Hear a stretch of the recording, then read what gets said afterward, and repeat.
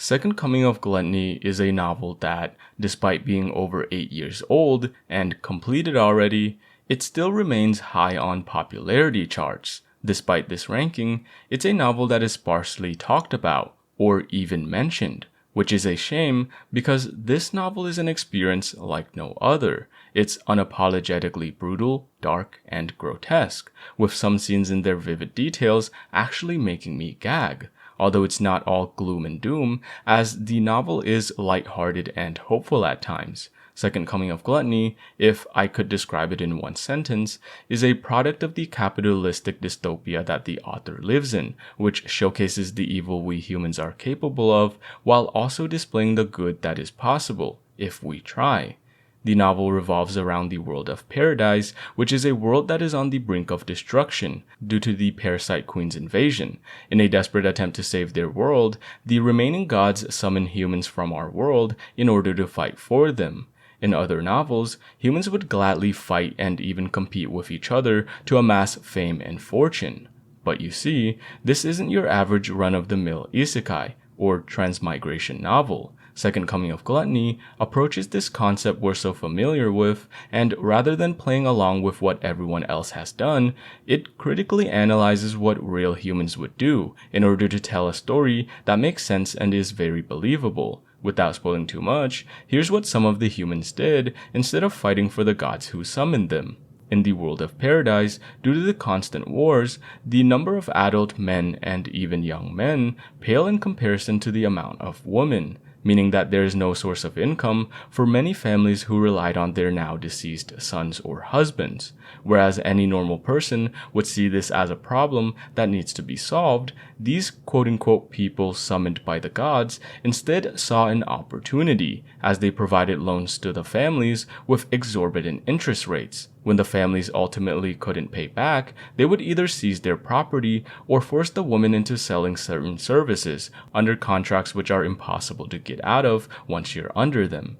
This isn't even the only instance in which humans took advantage of the well-meaning gods, and neither is it the worst thing that humans have done either, as this act sits quite comfortably as one of the lesser evil things committed.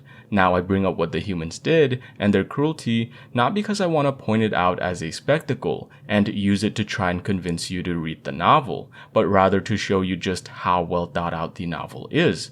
I mean, what other novel is out there that takes into account gender gaps caused by war? And as I previously stated, this isn't even the only instance in which humans found a way to exploit the well-meaning gods. For example, humans found a way to exploit the process of summoning humans itself, turning what was originally a ritual of sorts that was executed in a desperate attempt to save a dying world into what is basically now either a professional sports team signing or a slave contract that you will be working under until your body is probably refined into an elixir for the poor soul who will replace you next. Even with this signing or slave contract process, the humans managed to find ways to exploit it and steal contracted humans from one another. At this point, you probably already get it. The world is evil, which brings me to the protagonist of the story who is supposed to fix things. If you're wondering what they're doing in all of this madness, well, they're currently addicted to gambling and wasting away at a casino.